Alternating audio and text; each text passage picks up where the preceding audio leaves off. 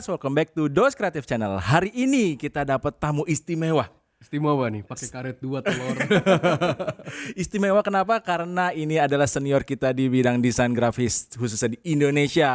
Yeay. Mari kita sambut Mas Ismi Haji Cahyono. Yeay. Welcome. Udah tua bener ya kalau saya. Tadi Ini gue selalu muda ini.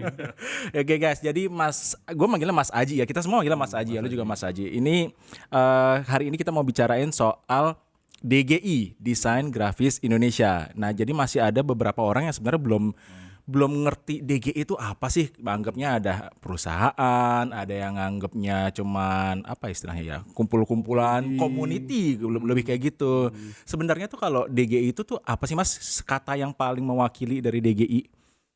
DGI itu organisasi. Organisasi. Jadi ada pengelolaannya, ada orang-orang yang mengelola gitu ya. Tapi itu bertumbuh seiring dengan waktu sih. Awalnya itu sebenarnya cuman sekumpulan ya orang-orang yang peduli dengan desain grafis. Terus kelihatannya desain grafis di Indonesia sendiri sudah berkembang cukup lama ya. Masa nggak ada sih catatan-catatan atau mungkin kumpulan-kumpulan karya-karya yang dihasilkan.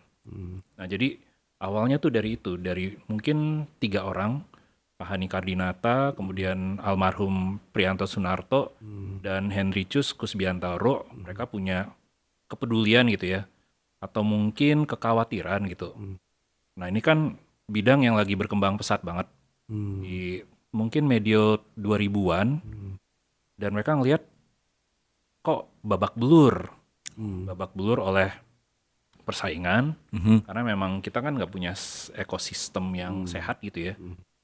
Kemudian juga babak belur oleh klien.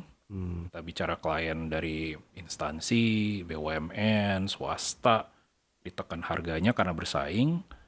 Terus juga ketidakpercayaan diri, dan dari sistem pendidikannya pun juga ada kecenderungan yang tujuannya itu cepat-cepat ini mencetak lulusan. Nah, jadi ketika ini tidak di-ground oleh histori, ya kan, dan pengetahuan budaya, maka jati diri dari profesi itu jadi kalut gitu ya, jadi samar gitu, nggak jelas gitu. Nah kalau nggak jelas kan jadinya kan pelakunya sendiri teralienasi ya, dan mereka akhirnya hanya melaksanakan kegiatan profesinya itu only on the basis of survival. Wah, Dan itu iya kan benar juga. agak berat gitu ya. Makanya Pak Hani, Mas Pri, kemudian Henricius nih ya prihatin. Mereka juga melihat bahwa ada budaya pengarsipan, budaya pengumpulan karya-karya yang dihasilkan dari pelaku kreatif itu lebih banyak terlaksana di luar negeri. Contohnya di Amerika itu budaya untuk mengumpulkan collecting archive itu sangat kaya, cataloging archive itu sangat kaya. Eropa juga sama. Tradisi-tradisi itu memang dilaksanakan oleh ya dalam tanda kutip penjajah gitu ya. Tapi di Indonesia sendiri yang profesinya sudah berkembang cukup lama, bahkan sebelum adanya profesi desain grafis atau kegiatan desain grafis, ada kegiatan-kegiatan yang terkait dengan produksi grafika yang mungkin ada kaitannya dengan desain grafis, atau mungkin reklame iklan itu juga ada kaitannya dengan mungkin ya sekarang populernya sekarang istilahnya kan DKV ya. Nah itu ada banyak sekali catatan sejarah yang terkait dengan perkembangan budaya, kemudian politik, dan itu tidak tercatat gitu, tidak ada survei historinya. Makanya mereka berkumpul, mereka compare notes, kita ternyata punya clipping-clipping dari latar belakang profesi atau kegiatan masing-masing ya secara kreatif. Ya contohnya Pak Hani punya studio namanya Citra Indonesia, dan banyak sekali melaksanakan proyek-proyek pemerintah di tahun 80-an. Dan itu proyek-proyek yang cukup bisa dibilang penting gitu ya. Mas Pri juga sama, punya bahkan lebih lama dari Pak Hani, kegiatan beliau itu berkembang dari dari seni rupa murni. Jadi catatan-catatan ini di-compare, kemudian ada Icus yang di New York, dia juga compare dengan pengalaman dia. Jadi ada 3 generasi ini yang saling bertukar pikiran. Terus mereka akhirnya membuat mailing list. Ya awalnya tahun-tahun itu populernya mailing list ya, di awal tahun 2000-an mailing list. Kemudian dari mailing list itu diajaklah teman-teman lain seperti Hermawan Tansil. Kemudian ada dosen-dosen yang mungkin peduli dengan pengoleksian, pengarsipan, dikumpulkan, dan lahirlah dari mailing list itu banyak sekali catatan. Nah dari situ tahun 2007 Pak Hani berpikir, wah ini harus dibakukan nih, ya kan, menjadi mungkin awalnya gerakan dulu, yang lama kelamaan berkembang menjadi banyak orang-orang yang peduli. Banyak orang yang peduli, mau berbagi, mau ikut membantu, dan di tahun 2012-2013, nah ini harus dikelola rapi. Jadilah organisasi gitu. Jadi dimulai dari sebuah sebenarnya obrolan ya. Obrolan yang di sosial media, maksudnya soal internet ya. Terus mereka berkumpul, terus karena saking banyaknya sumber yang mereka sudah kumpulkan, jadi sebuah gerakan kayak gitu. Oke. Nah Itu itu di tahun berapa tuh Mas? nah ya 2003. 2003. Wow. 2003 lu di mana? Masih kuliah gue. 2003 masih kuliah. Gue juga sama. Enggak, udah mulai kerja sih. Oke. Nah, Mas Aji ini di DG ini sebenarnya sebagai apa sih, Mas? Saya sekarang disebutnya ketua kepala pekerja. Oh, kepala biro ya kadang sebutnya kayak gitu ya. Kita sebutnya sih kelompok kerja. Kelompok kerja. Oke. Bukan ini presiden deputi gitu ya. Oke, nah ya, dari DGI itu Mas kira-kira apa sih yang penting banget nih misalnya untuk di dunia desain grafis Indonesia saat ini yang sedang dijalankan oleh DGI, ada nggak Mas? Apa gerakannya atau apa? Sebenarnya banyak ya gerakan-gerakan yang peduli dengan arsip, dengan koleksi. Arsip Tapi ya. ini komunitasnya komunitas kecil. Kecil banget. Kecil, terus mereka hanya berkumpul dan berbagi di antar komunitas, ya kan.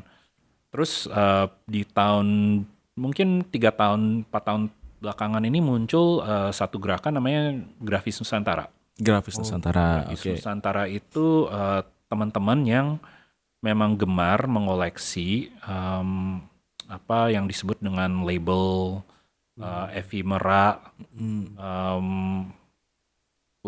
grafis-grafis yang dihasilkan oleh mereka-mereka yang mungkin disebut terpinggirkan atau vernakuler gitu. Nah, vernacular graphics ini banyak sekali, tetapi tidak ada survei historinya.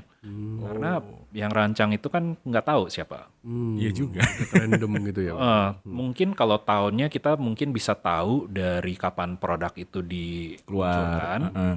Nah, kita mungkin bisa ngepin tahunnya tuh pada saat produk itu diluncurkan. I see. Nah, mereka ini membuat produk merchandise dari grafik dari itu label-label ya. itu. Ya. Nah, ini banyak nih. Jadi ada komunitas Grafis Nusantara, ada yang khusus efimera, ya. Mereka bahkan mempublikasi buku-buku tentang label teh, ada yang khusus rokok. Oh wow. Banyak banget. Mereka tuh giat. Nah problemnya adalah ini nggak ada umbrellanya nih. Oh itu ini belum bukan di bawah DGI ya Pak? Nah tapi kita juga nggak pengen jadi umbrellanya. Oh, oke.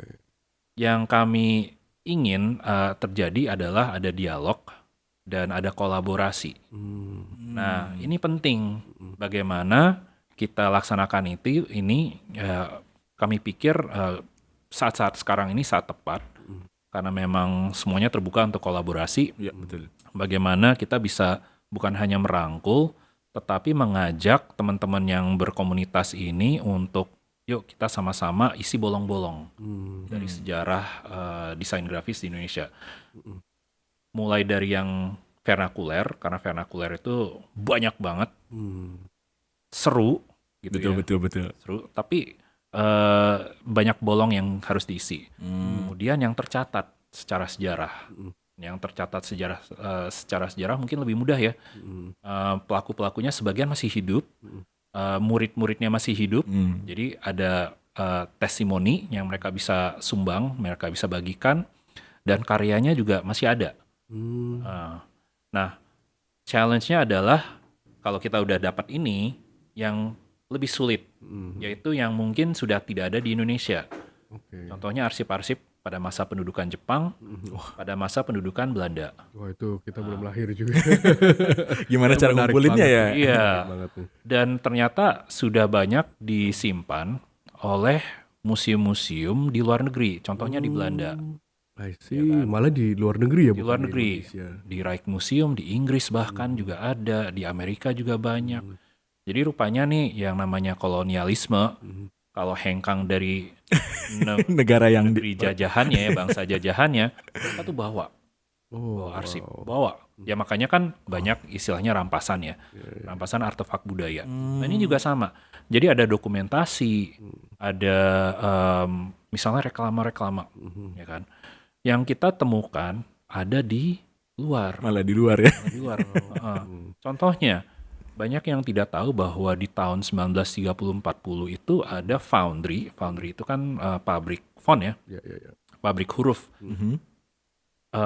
Besar banget di Belanda, cabangnya bukan di Indonesia. Ada 2 cabang. Cabang ya. Satu Batavia, satu di Surabaya. Oh, I see. Dan mereka tergabung dalam perserikatan foundry yang lebih besar secara internasional. Oh iya? Ya, bisa dicari di Wikipedia ada.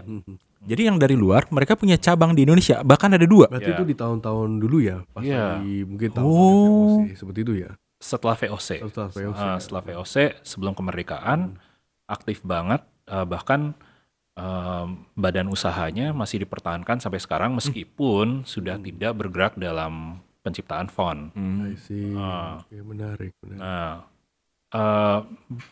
kami menemukan hanya ada 1 atau 2 orang yang mengetahui itu dan membuat blog postnya.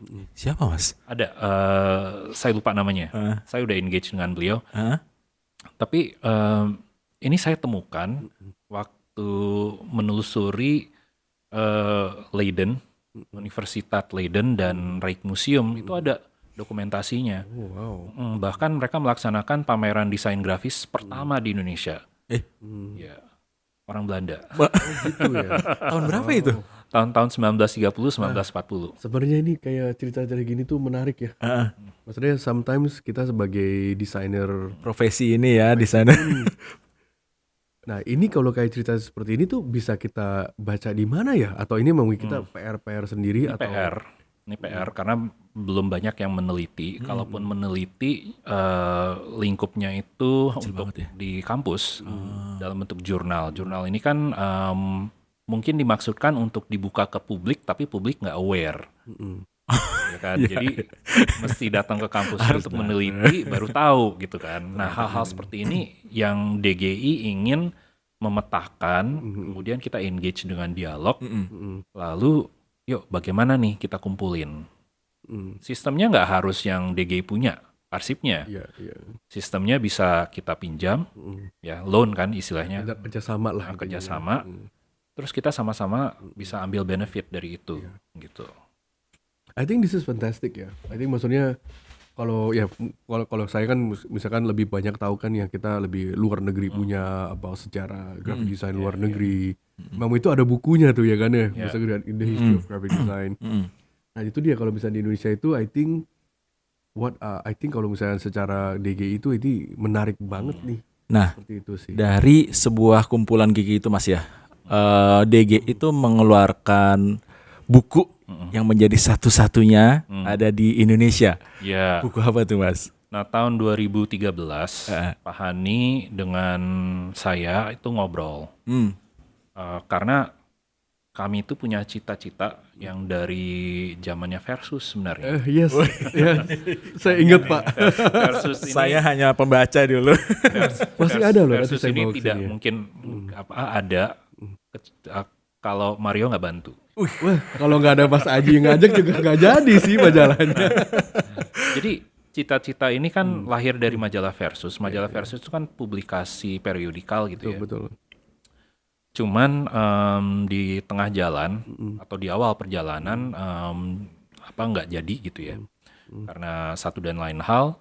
Tetapi kami masih punya keinginan untuk mempublish sesuatu mengenai sejarah desain grafis di Indonesia. Nah, Secara spesifik gitu secara ya. spesifik. Itu sih. I think we need to come back with that again sih. Yes. Nah ini ternyata tahun 2013 kami ngobrol, Pak Hani itu sudah punya draft buku. Oh, Draft 3 buku. udah 3. 3 buku. Yang pertama, ini catatan Pak Hani ya, catatan Pak Hani dari awal abad ke-20 sampai ke 2000. Itu catatan beliau. Buku kedua itu fokus ke dekade 2000 sampai 2010. Kemudian yang buku ketiganya fokus ke dekade berikutnya. Nah, buku yang pertama memang sebagian besar dari catatan beliau. Tetapi catatan beliau ini penting. Karena tidak hanya mencatat mengenai ledakan atau lahirnya sebuah profesi, tetapi juga bagaimana profesi ini mulai mengorganisir dirinya. Jadi sebuah perkumpulan, kemudian ada komunitas, ada gerakan-gerakan yang secara mandiri jalan gitu ya, tanpa ekosistem yang sebenarnya proper. Ya. I see. Okay. Jadi seolah-olah ini kan chaotic, tetapi they are trying to organize themselves. Dan ini menarik sebenarnya. Ini menarik. Karena sekarang kan kita dalam organisasi kita dalam asosiasi kita berkoar-koar mengenai ekosistem. Tapi kalau kita mau meneliti ya bagaimana ya sempolan-sempolan dari Bandung, Jakarta, Jogja punya gerakan masing-masing tapi punya tujuan yang sama, itu bisa terjadi dan melaksanakan banyak sekali kegiatan-kegiatan yang punya momentum dan bisa meng-highlight bagaimana profesi ini sebenarnya berkembang. Kita sebenarnya bisa belajar dari masa-masa itu. Puji Tuhan Pak Hani punya catatannya. Dan di tahun 2015 kami menerbitkannya. Memang jauh dari sempurna, banyak sekali yang masih bolong, tetapi ini penting, dokumen yang penting. Dan sayangnya banyak kampus yang sebenarnya mulai sejak 2010 ke atas itu mulai berpikir bahwa mungkin karena kreatif ekonomi itu tidak terlalu harus fokus kepada budaya dan sejarah, ya udah kita nggak perlu Melihat. terlalu banyak kurikulumnya mengenai itu. Nah, dokumen ini bisa menjadi suplemen di luar yang tidak didapatkan dari kampus sebenarnya. Buat mahasiswa, kenapa penting buat mahasiswa? Karena kembali lagi ke tadi yang saya pernah sampaikan bahwa kita ini kalau ingin maju, ingin punya spark di dalam pekerjaan kita, that spark is important ya, karena kalau misalnya kita hanya melaksanakannya untuk kapital dan sebagainya, lama-kelamaan kita numb, ya kan? Kita perlu ada passion. Passionnya itu di mana? Passionnya itu saya yakin dengan mengetahui bahwa di profesi ini ada hero-heronya. Ya, hero-heronya ini pelaksananya ini sudah internasional. Bahkan beberapa pelaku ya, karyanya sudah dikoleksi oleh Museum of Modern Art di New York. Karyanya sudah menjadi instalasi tetap di National Gallery of Singapore. Bahkan sudah menjadi koleksi dari Museum M+ di Hong Kong. Kita harus banggain, prestasinya sudah luar biasa. Mungkin belakangan ada upaya dari asosiasi untuk mendorong bagaimana supaya pelaku-pelaku lokal ini berprestasi secara internasional lewat misalnya AD&D, ya kan? Kemarin Yowu itu menang, ya wood pencil gitu. Itu sesuatu yang harus dibanggain. Nah, ini kan ada gap. I see. Ini ada gap dari Yowu ke pelaku-pelaku di tahun-tahun 1970 sampai 80. Nah, ini gimana nih? How can we bridge it? Hanya bisa lewat buku sih. Betul sih. Sebuah rekaman lah, sebuah rekor ya. Yes. Rekor. Menarik sih ya, maksudnya sometimes kita memang kalau sudah menjadi desainer tuh yang banyak yang kita lihat justru yang arka-arka luar negeri. Makanya istilahnya desain kita tuh banyak kan terinfluence itu dari Eropa, dari Amerika, Jepang, dan ya budaya kita sendiri. Betul.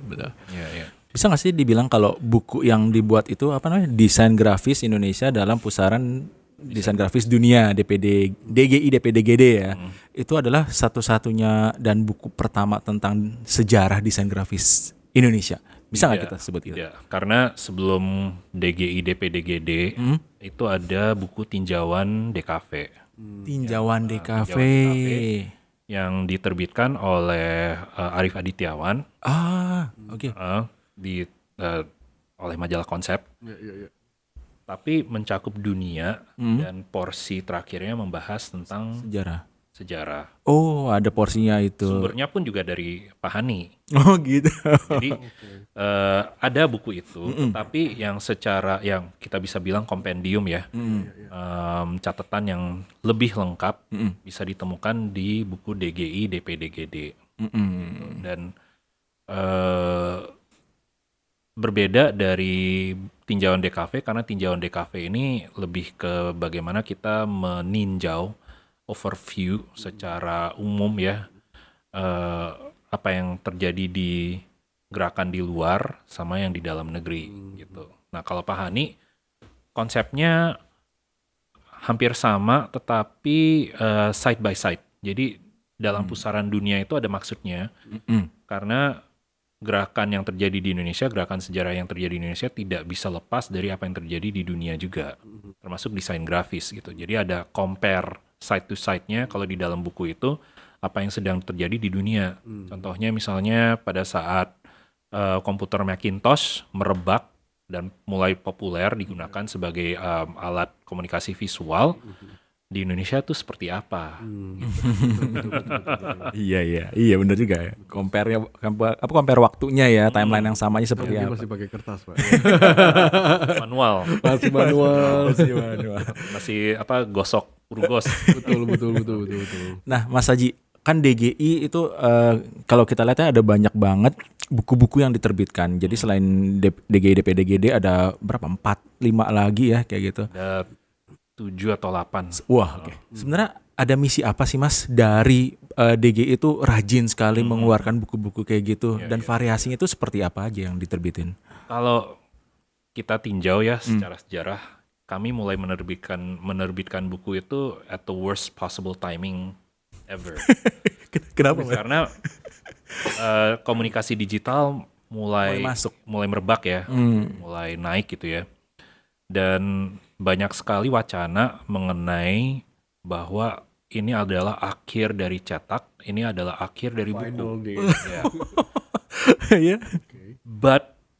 Tapi saat ini kita bisa melihat the book is making a comeback, print is making a comeback. Karena ada kehampaan dari generasi sekarang yang mungkin dirasakan dengan Tangibility. si layar ini. Betul. Si layar ini bisa dibilang mendekatkan kita ya, secara elektronik. Betul. Tapi secara pribadi enggak. Dan kita masih membutuhkan sense of touch itu. Makanya kami yakin sekali mungkin ya dalam 2 atau 3 tahun ke depan ini the book format is making a comeback. Nah itu off topic dari pertanyaan Adri tadi. Tapi waktu kami bertujuan untuk menerbitkan buku-buku itu, yang pertama itu buku terbitan 9 desainer grafis muda di Indonesia karya Vincent Wong. Vincent adalah mahasiswa yang baru lulus, tetapi Pak Hani percaya sekali bahwa karya tugas akhirnya ini punya impact. Bagaimana menjembatani generasi-generasi yang akan baru lulus ini memandang hero-heronya di industri saat ini. Jadi diterbitkanlah bukunya Vincent dan ternyata sambutannya positif. Nah dari situ kami mencoba untuk mensurvei ada lagi nggak karya tugas akhir yang bisa kita terbitkan. Lahirlah Kamus Tipografi. Dan itu juga sambutannya cukup baik. Setelah itu kami coba untuk mensurvei website yang Pak Hani telah bangun selama 2-3 tahun. Ada nggak artikel yang mungkin kita bisa kumpulkan menjadi satu terbitan sendiri. Lahirlah antologi. Antologi. Sekarang sudah antologi yang kedua. Gitu dan seterusnya, dan akhirnya ada buku Pahani terbit, kemudian ada kumpulan tulisan dari almarhum Mas Pri yang sangat penting Oh itu. karena beliau mengamati bagaimana pendidikan DKV berkembang, relevansinya di era sekarang dan yang akan datang, kemudian juga catatan-catatan beliau mengenai perkembangan seni dan juga desain grafis di Indonesia. Nah, ini dikumpulkan menjadi satu buku. Dan yang mungkin lebih ke showcase ada juga yang nama judulnya adalah Collected. I see. Collected itu Ruby Cube masuk ya kalau nggak salah. I think so. Ya, Aku lupa. masuk. Itu buku kumpulan showcase Yeah. yang memang ternyata kita perlu ya. Kita perlu buku-buku yang memang menampilkan karya tanpa pretense. Kita nggak perlu ngebahasnya. Hanya orang melihat dan menilai. Tapi memahami bahwa karya-karya tersebut tuh dikurasi. Jadi memang sudah diseleksi oleh orang-orang yang memang punya kompetensi di bidangnya. Ya, kami mengundang 2 kurator dari Amerika dan 2 kurator dari Indonesia, dan mereka ngobrol, diseleksilah mungkin sekitar 80-an studio dan karya-karya mereka yang harus tampil dalam buku. Gitu sih. Sebenarnya seberapa penting Mas Aji, apa ya, kan di Collected itu kan kita kan menunjukkan karya-karya desainer, studio desain di Indonesia gitu. Bisa dibilang kayak hampir nggak ada lagi deh buku yang kayak gitu. Nah itu justru kemarin aku sempat, ini berapa tahun yang lalu aku juga sempat berbicara dengan Mas Aji. Maksudnya kok dulu gua awal-awal jadi desainer itu tuh lebih membakar ya. Apalagi kalau ada acara DGI atau acara, kan dulu kan sering juga kan di Aksara kan dulu kan ya. Iya, Di betul. Kemang. Tuh every weekend tuh pasti ada. Oke, benar-benar. Jadi desainer di umuran kita ini nih, kita kayak lagi kosong saat ini ya rasanya ya, karena dulu tuh acara banyak banget Mas Aji kan ya, di Aksara lah, ada apa gitu, kayak ada diskursus, ada seminar gitu, banyak banget dan Ini banyak free gift-nya yang namanya dulu juga masih ada apa FGD Expo lah, ada FD, kalau nggak salah ya FDGI atau apa ya, FDG itu ya salah ya, forum.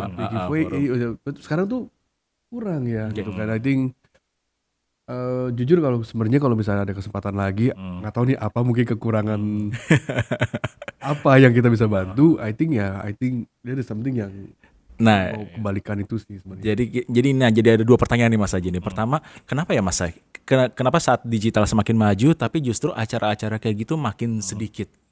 Jadi kita nih kayak mungkin desainer yang baru lahir sekarang ini jadi mereka tuh ya kayak mereka nggak tahu hero-heronya desainer grafis kayak gitu. Kenapa ya? Oke. Kalau saya berpandangan mungkin 3 tahun belakangan ini ada upaya-upaya yang dilakukan oleh asosiasi untuk mulai meramaikan itu kembali. Dan mereka merangkul teman-teman komunitas juga, namanya community partner. Formatnya seperti kami juga diundang untuk menjadi bagian dari apa yang mereka lakukan. Tapi jadinya centralized ya. Jadi misalnya kemarin tahun kemarin November Desember kan ada Desember ya, Adgi Design Week Di Jakarta ya. sebagai festival lah Betul, gitu betul. ya. Kita masuk kok itu. Ya. Ada. Aku lihat mejanya di bawah. Oh ya, thank you. Ada kita ikut. Itu terus tapi centralized. Jadi pentolan dari asosiasi aja nih. Dan asosiasi itu kan sekarang ada chapter-chapternya, ada di kota-kota besar ya di Indonesia ya. Nah, mereka yang melaksanakan kegiatan-kegiatan yang mungkin dulu pernah dilaksanakan oleh forum-forum atau komunitas seperti FDGI, kemudian ada macam-macam ya. Betul. Ada Godot, ada itu ramai banget ya. Mereka mendatangkan bikin acara massive territory dan sebagainya. Saya lihat justru sekarang lumayan giat, tetapi bersumber kepada asosiasi. Sementara kalau waktu angkatannya 2000-an pertengahan sampai ke 2010-2012 lah itu kayak udah mulai mengkurang ya. Nah ini masih liar nih. Oh betul. Komunitas-komunitasnya yang jadi sempolan-sempolannya mereka yang melaksanakan. Jadi tidak tersentralisasi. Jadi kelihatannya giat dan banyak gitu. Betul. Jadi di sentral gitu. Yes. Kalau sekarang kayaknya mulai dirapiin, mulai ini Adgi nih gitu. Tapi saya ngelihat justru banyak sih Iya. Tapi nggak besar-besar. Hmm. Saya lihat mungkin ada kegiatan-kegiatan yang banyak banget yang sifatnya community based, yang mungkin memang sengaja tidak membidik audiens yang lebih luas. Oh gitu. Dan saya pikir ini penting. Contohnya mungkin yang terkait dengan artbook misalnya ya. Artbook, ada beberapa kegiatan yang terkait dengan artbook yang nggak hanya dilaksanakan di Jakarta, tapi di luar kota juga ada, dan bahkan internasional gitu. Ya, kegiatan-kegiatan seperti ini mulai bertumbuh seiring juga dengan kembalinya ketertarikan kepada grafika analog. Ya, contohnya risografi, Iya betul. kemudian Rame itu ya. letterpress, kemudian juga artbook yang formatnya memang print run-nya itu limited sekali. Ya, misalnya hanya cetak 10, 15, 20 gitu. Tiba-tiba generasi milenial dan Gen Z ini yang mungkin lahir dengan fasih internet dan perangkat digital ini punya kerinduan untuk memegang benda-benda. Dan mereka ini mulai mencari kegiatan-kegiatan kreatif atau komunitas yang sifatnya lebih dekat, personal, pribadi, nggak perlu yang crowd yang banyak, yang sifatnya mungkin nggak kalau zaman dulu ada FGD Expo, Wah. wah itu kan di JCC gitu ya. Keren banget. Pulang banyak banget kunjungan. Iya, Beneran, banyak beneran. I banget. keep all everything. Bagus-bagus desainnya. Sekarang kan Idea Fest kan. Betul Idea Fest. Idea Fest pun juga kalau kita lihat ada main eventnya, tetapi juga ada kecil-kecilnya. Betul. Nah, Indah. yang kecil-kecilnya ini kalau kita lihat di rame ya, jadi mau ke yang besar tapi yang kecil-kecil juga matter. Kalau FGD Expo kan dulu brak gitu aja, ya 2 kan? tahun sekali Brak gitu ya. ya kan. Bener. Nah, kok sekarang mungkin formatnya seperti itu ya, centralized, tapi juga ada yang community kecil yang laksanakan. Mungkin off radar gitu, off radar karena kita kan nyarinya yang gede-gede ya, yang punya juntrungan ya. Jadi tetap ada, tapi mungkin formatnya berbeda, pelaksananya juga udah berbeda, dan saya pikir kalau pengen balik ke zaman dulu bisa aja, tapi menurut saya tetap harus ada regenerasi. Betul. Itu dia. I think aku setuju banget Mas untuk regenerasi ini sih. Menurut saya sih mungkin ya di saya, mungkin kayak di Rubik Cube ini kita tuh boleh bilang ya, generasi terakhir nih yang saya mengalami gitu kan. After that tiba-tiba ya scattered banget, aku setuju. Jadi sekarang tuh ya ada aja yang agency yang namanya aku gak pernah dengar gitu kan. Dia is out there. Dan I don't know whether dia doing well atau mereka punya sebuah asosiasi yang bisa menjadi pelindungan atau seperti apa, dia kita nggak tahu. Dia seperti itu. Terus I was thinking kalau misalkan andai kalau misalkan kita bisa bersatu, itu akan lebih kuat. Karena kalau misalkan dulu kan pas di Amerika tuh ada namanya AIGA kalau bisa tahu. Itu satu Amerika. Walaupun everyone di satu Amerika itu ya has this asosiasi ya. Kayak dokter ada asosiasi dokter, arsitek ada AIA ya. Ada IA. Nah, graphic design I was thinking ya semestinya juga ada sih seperti itu kan. Memang kalau tadi kan disinggung kan ada ADGI, ada DGI, memang sifatnya berbeda ya. Satu lebih ke business, agency atau firm atau studio. Kalau ADGI, kalau DGI kan kita kan lebih ke sebenarnya history, archive building dan untuk justru meregenerate mahasiswa-mahasiswi ini untuk kedepannya. So I think itu mesti kita balikan lagi sih. I felt that justru aku kerinduannya banyak yang di sana. Justru banyak yang saya belakang di interview, mereka sangat kecewa, aku kecewa nggak kenal gitu loh Mas, nggak kenal. Malah yang kalau kita tanya banyak hal yang mereka tuh bener-bener I don't know what they went through di dalam sorry mohon maaf nih mungkin ke universitas ya yang mana aku nggak mau sebut label ya, but it's something like yang mereka belajarnya teknis, tapi hal-hal yang lain tuh Nggak tahu ya. mereka bener-bener lost, betul. right? Lost gitu. Kalau ditanya misalkan who's your favorite designer, gak tahu, like loh kamu ngapain aja gitu kan sebagai desain grafis dan kita nggak punya role model atau don't know about the history of design gitu kan seperti itu kan. Dan ya itu sih aku rasa sih itu sayang banget. So I hope sih sebenarnya untuk DG ini kalau bisa kerjasama sama DOS juga ke depannya I think is very beautiful nih Anda kata. Ya itu semua kesempatan yang harus dibuka ya, yang namanya kerjasama gitu ya. Dan DG itu didirikan atas premis atau dijalankan ya dengan sebenarnya strategi bahwa kita ini dijalankan dengan kerjasama. Betul. Nah, contohnya dari awal itu tidak pernah ada struktur yang baku ya. Meskipun pernah diusahakan, tapi saya pribadi melihat jangan-jangan nggak bisa seperti itu. Contohnya waktu Adgi Design Week, Adgi meminta kami untuk boleh nggak bikin pameran arsip Nah, keren tuh. Ya saya lihat di lantai 2-nya kan, di bawah. di bawah kan, itu kan bawah. bener-bener bagus banget. Musim desain grafis. Aku pikir itu ada beberapa yang bisa dibawa pulang gua. Ternyata ditahan. Nggak boleh Pak, ini kalau dibawa pulang. Nah, itu kebetulan banget. Jadi nggak disengaja juga bahwa pada saat Adgi mengundang kami sedang membicarakan bagaimana DG ini bisa berbenah. Karena ada banyak sekali aset-aset arsip Ya. yang kalau dikelola dengan baik bisa kembali bermanfaat buat teman-teman generasi yang sekarang ini dan yang akan datang. Nah, pada saat itu kami sedang transisi, ya kan, mungkin Adri juga tahu dari yang tujuannya bagaimana si organisasi ini sustainable ke nggak usah fokus ke sustainability lagi deh, kita fokus ke arsip. Nah, saya ngumpulin beberapa teman yang nggak ada satupun ada di Jakarta atau Tangerang Selatan. Ada 2 di Bandung, Jauh semua. 1 di Surabaya, 1 di Denmark, 1 di Jepang. Oke. Kita pernah sekali ketemu, itu pun nggak ngumpul bareng. Ya mungkin pernah ngumpul bareng, yang 1 dari Denmark nggak ikut. Enggak tiga-tiganya, empat-empatnya enggak bareng. Komunikasi kita itu hanya via Zoom aja ya. Zoom, dan kalau memang ada bisa ngumpul paling 3-4 gitu. Nah itu ini format yang menarik karena pada saat Adgi mengundang, ini gimana nih? Yaudah kita jalanin, ya kan, kita jalanin dengan format yang seperti itu, ternyata bisa.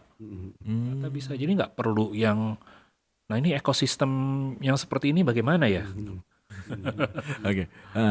Ya itu nggak terpikirkan juga ya bahwa it could work, ya kan.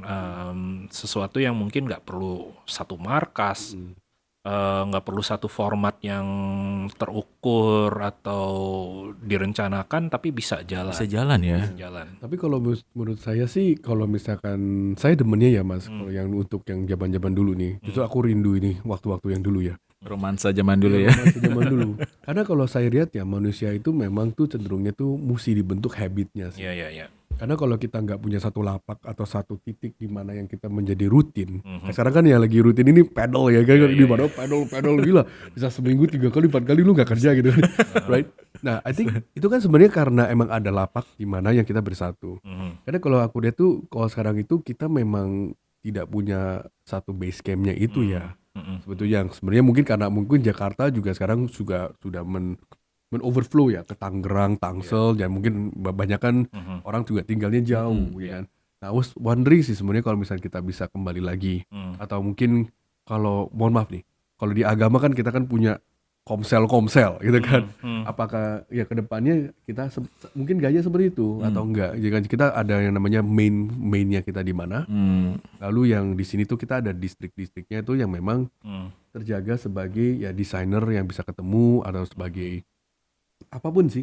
Karena kalau sebenarnya kita aja nih sebagai pengusaha kadang-kadang pengen curcol juga kan ya kan, kepada kayak Mas Aji yang juga punya usaha di desain ya kan. Sometimes ya kemana, kalau zaman dulu kita masih tiap minggu ketemu, kalau ada apa-apa mungkin masih bisa sharing ya, bukan jadi bahan gosip ya tapi sharing, jadi istilahnya teman seperjuangan nih. Ya kan. Kalau sekarang kan sebenarnya kalau kita lihat kan kayak kita tuh kayak lebih masing-masing, kayak sama Mas Aji aja saya udah gak ketemu hampir 2 tahun. 2 tahun. Hampir 2 tahun. Hampir lah kayak kalau salah saya hampir 2 tahun. Nah, kalau Mas Aji bilang kita kantornya dulu di MOI, itu udah lama banget ya. Aman. Iya, saya sih setuju sih, harus ada Makanya ini akan ada perkumpulan nih, ada asosiasi. Bahkan di sekarang ada beberapa asosiasi ya. Nambah lagi ya. Banyak sih.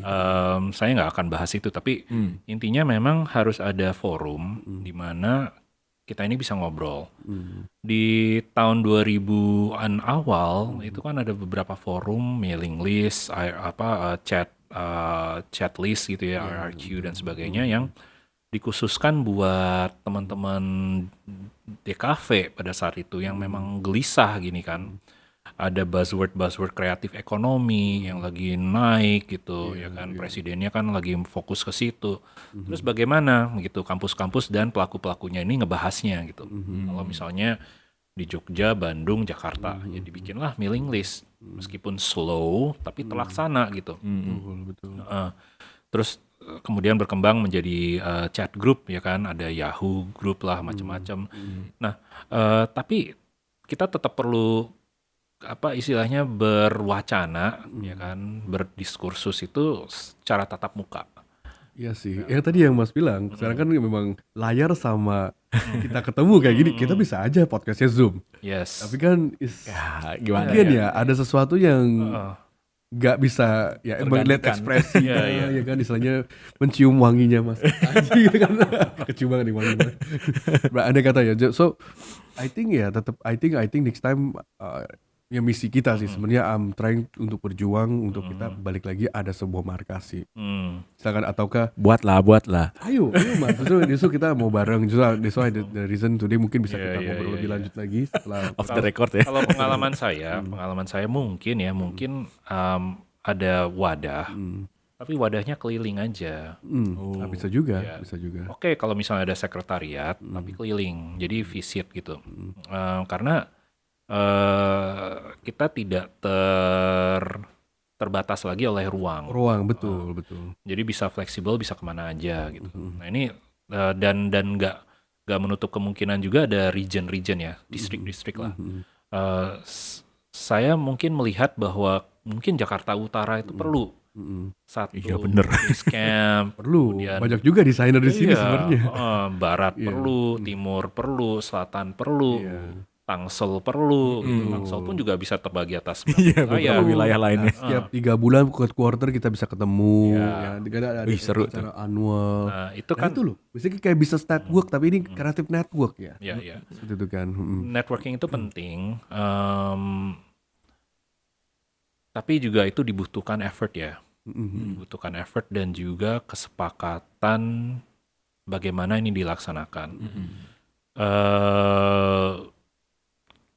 Harus ada kepedulian dari siapa yang dilibatkan itu untuk mengorbankan waktunya, menyediakan waktu dan mengorbankan waktunya. Ya, betul.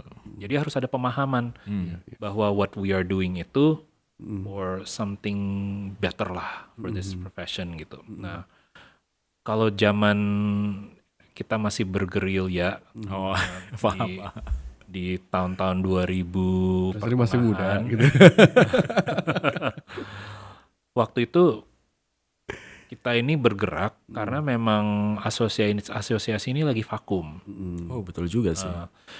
Jadi lahirlah FDGI sebagai forum ya, Forum Desainer Grafis Indonesia. Kemudian ada komunitas-komunitas lain gitu yang istilahnya membentuk perkumpulan-perkumpulan kecil atau komunitas kecil.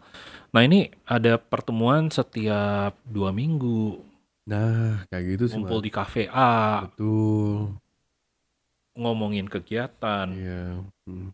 bisa bikin apa gitu. Iya. Saya pikir kok saya lebih lebih setuju dengan itu. Kalau itu harus tersentralisasi nggak apa-apa.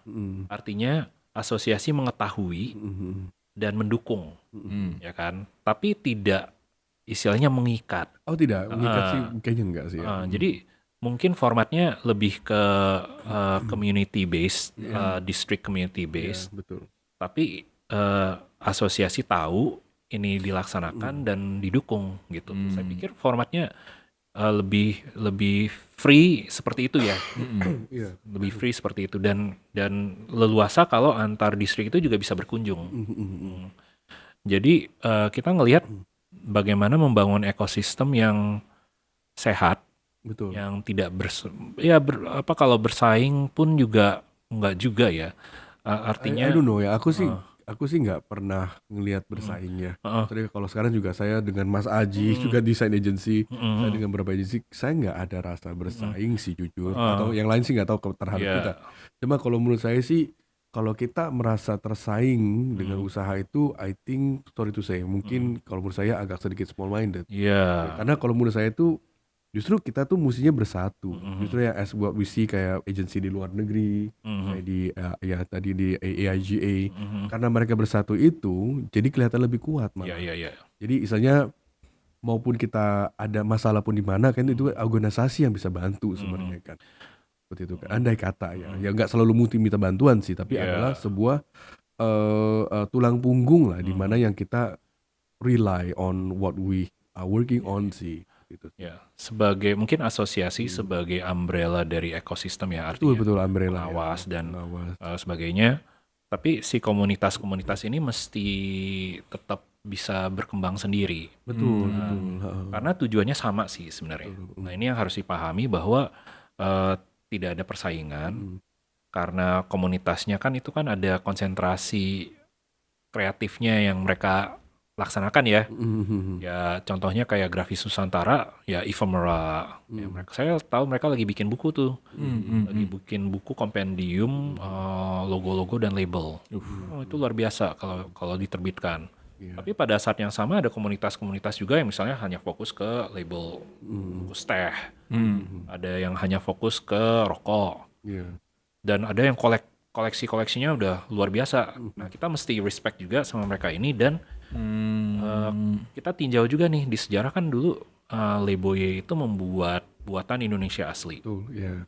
yang untuk pertama kali berhasil mempenetrasi level yang mungkin bisa dikatakan lebih elevated gitu ya. Mereka-mereka yang mungkin ya apa middle and up atau bahkan up untuk melihat ini ternyata yang namanya vernakuler yang karya kampung gitu ya, Bisa kampung gitu ya. naik ke atas. Ini ternyata punya tingkat budaya yang mungkin layak untuk kita perhatikan, ya. Nah, hal-hal seperti itu mesti kita catat bareng gitu. Iya. Jadi penting buat asosiasi untuk mengetahui dan mendukung bahwa ini adalah upaya-upaya dari level-level yang mungkin grassroots, tingkatnya mahasiswa bahkan. Mereka-mereka yang mungkin gue masih belum bisa nih kalau nyambung dengan asosiasi yang besar gitu ya, karena mungkin susah gitu ya. Tapi mereka ada sendiri. Ya, contohnya kayak komunitas tipografi, foundry kecil gitu, belum punya naungan. Ya, mereka akhirnya berkelompok sendiri gitu. Tapi komunitas-komunitasnya tetap jalan. Ada yang hanya fokus ke Hana Caraka, Bali. Ada yang Aksara Makassar. Ada yang Batak gitu. Terus ada yang berusaha untuk ngumpulin semuanya. Tapi mereka bisa guyon, ya bisa bukan guyon, guyup gitu ya. Karena mereka paham bahwa kita nih belum punya wadah yang menyatukan mereka semua, but it's okay. Gitu. Yang penting kita lakukan ini untuk tujuannya sama. Gitu. Jadi yang penting sih purpose-nya memahami bahwa tiap komunitas-komunitas ini punya satu purpose, dan purpose-nya itu cuman kita mau menjadi penyumbang bagaimana profesi yang kita cintai ini bisa maju dengan warna-warnanya sendiri. Setuju Mas, setuju banget. Nah itu sih yang saya very ini ya. Jadi makin rich ya. Jadi karena ada A bikin sendiri A, B makin B, jadi kita Indonesia jadi makin banyak. Yang ya. Kayak gitu. Ya makanya proyek persatuan itu persatuan di Indonesia itu nggak bisa kalau tidak ada respect, tidak ada hormat di antara komponen-komponen etnik yang ada di Indonesia itu sendiri. Jadi toleransi itu harus hati-hati. Toleransi itu jangan sampai toleransi itu menjadi hanya membiarkan. Harus ada hormat. Nah, menghormati ini beda dengan toleran. Kalau toleran itu kalau stress test di fisika, itu batas, ambang batas sebelum dia break. Ya, jadi kalau kita terlalu membiarkan, lama-lama nih pecah. Jadi kita perlu respect, ya kan? Kita perlu menaruh hormat. Nah, hormat ini jangan sampai di level yang mungkin asosiasi ini kan yang diakui oleh pemerintah nih. Ya. Jangan sampai di level itu sifatnya lebih ke meremehkan, tapi harus dianggap sama, gitu. Sekecil atau sebesar apapun, gitu sih. Oke, siap. Nih kita masuk ke terakhir nih. Karena tadi pembahasannya berat banget. Ya, Mas Haji kan tadi kita masuk lagi ke bagaimana kita bisa menunjukkan karya-karya desainer grafis di Indonesia. Contohnya dari buku Collected itu gitu. Menurut Mas Haji seberapa penting sih ya kita bagi bangsa Indonesia kita ini untuk mengetahui kalau apa ya, dari kitanya sendiri itu punya desainer-desainer, punya karya-karya tuh yang memang sebenarnya levelnya tuh dunia kayak gitu. Nah kita kan nggak tahu tuh kalau misalnya kita nggak lihat dari Collected kayak gitu. Misalnya contohnya dari Collected, sebenarnya seberapa penting sih Mas kayak gitu supaya kita para desainer grafis yang masih muda itu untuk tahu mengenai karya-karya mereka atau tokoh-tokoh itu. Ya. Kita perlu mengetahui riwayat kita sendiri. Dimulai dari itu ya. Ya. Riwayat profesi kita nih. Nah, riwayat profesi itu mencakup pelaku-pelakunya. Nah, kalau nggak ada pelaku yang kita bisa banggakan, ya kan, jadinya sulit ya untuk kita bisa dengan percaya diri ke klien dan meyakinkan mereka bahwa apa yang kita lakukan ini penting buat mereka. Ya, jadinya lebih sering kita akan dikendalikan oleh klien kita, karena kita shaky nih, pijakan kita tuh nggak yakin. Gitu. Jadi kita mesti punya keyakinan dulu, dan keyakinan itu saya percaya bisa terbangun dengan fondasi yang solid kalau kita ngerti sebenarnya profesi ini dibangun atas kerja keras, pengorbanan dari pelaku-pelaku yang ada sebelumnya. Nah, itu contohnya ya, arsitektur. Arsitektur itu di Indonesia sangat memahami pelaku-pelakunya. Ya, contohnya YB Mangunwijaya. Itu adalah salah satu hero di bidang arsitektur. Nah, kalau di desain grafis siapa yang kita bisa pegang? Mas Aji. Banyak sekali ya. Ya contohnya kalau dari DGI ya Pak Hani, ya kan. Pak Hani itu mungkin karyanya tidak banyak diketahui ya, tetapi apa yang beliau lakukan untuk ya dalam upaya mencatat dan membagikan catatannya itu kan satu upaya gitu ya. Karena nggak ada lagi yang melakukan kayak gitu. Atau mungkin Pak Pirus, mungkin Pak Pirus banyak orang tahu dari sisi seni rupa gitu ya. Tapi mungkin banyak yang nggak tahu. Ini mungkin orang-orang ITB aja yang tahu ya, bahwa Pak Pirus ini punya sumbangsih dalam membangun jurusan studio desain grafis di Indonesia. Saya nggak bilang yang pertama. Nanti bisa berdebat nanti. Karena di Jogja juga ada reklame gitu. Ya. Nah ini bagaimana nih? Kita perlu mengetahui siapa. Betul. Aku setuju banget. Semua bidang sih Mas. Kalau kita mau ngomong tentang pebasketbol, siapa yang paling hebat, pasti ada namanya yang hero-hero sebelumnya ya kan. Semua sih, maupun kita di golf, maupun kita di balap MotoGP atau F1. Memang kalau dari segi kita sih seperti, aku yakin sih seperti itu ya. Karena it's more like legacy yang diturunkan. Nah, ketika legacy itu di tangan kita, atau kita lagi memanjat itu, nah itu yang justru yang pertanyaannya siapa yang rekam yang selanjutnya. Harus ada regenerasi, tapi saya yakin karena teman-teman yang saya kumpul ini masih muda-muda sih. Beda satu generasi sama saya, ya mungkin mereka yang future-nya gitu. Jadi setiap generasi itu harus ada saling menopang ya atau gimana ya. Dan satu lagi sebenarnya saya lihat ada kecenderungan begini ya, karena profesi kita nih ya, industri kita ini sudah sangat tersaturasi dan sudah penetrated oleh apa yang terjadi di luar, oleh internet dan sebagainya, ada kecenderungan untuk pelaku-pelaku kita itu males. Karena mereka nggak terbeban oleh apa yang dilakukan oleh pelaku-pelaku sebelumnya nih. Jadi larinya apa? Nyontek. Wah, itu bisa satu episode sendiri tuh.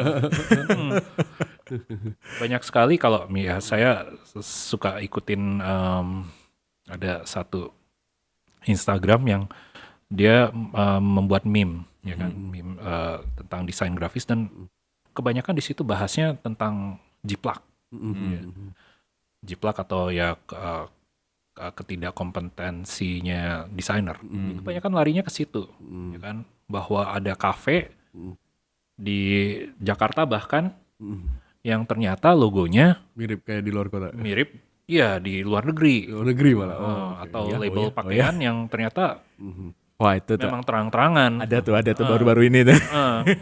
Jadi kayak nggak malu gitu. Kayak nggak malu kalau kita ya ngerti ya bahwa profesi ini terbangun atas ya orang-orang yang memang punya kepedulian dan berkorban.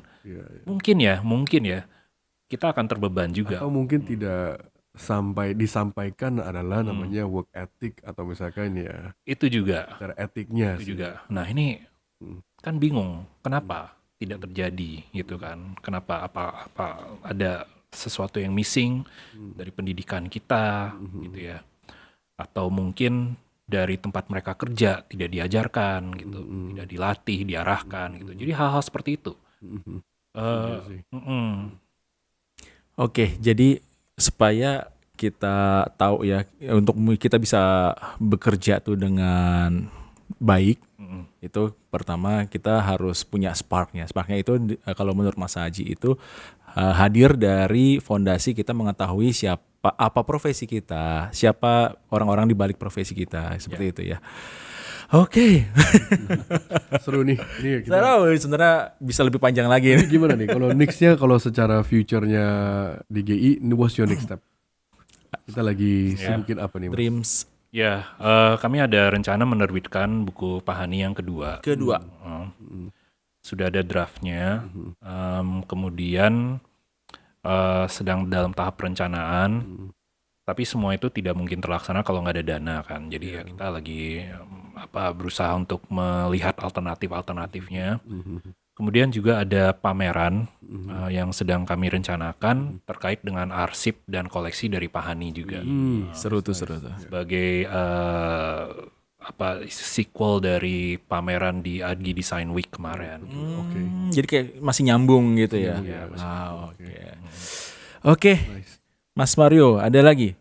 I think Kayaknya sebenarnya ini kita satu episode dulu. bisa 2 hari kita Nanti ngobrol. ya, ini sih panjang nih. I think kalau Mas Aji sebenarnya ini ilmunya luar biasa banget. Iya, kita lagi ada guru depan kita gitu kan ya. So, I think sebenarnya masih banyak sih ini. Masih banyak. Masih banyak yang mau ditanyakan, cuman I think kalau Mas Aji sempat lagi nanti kita Boleh.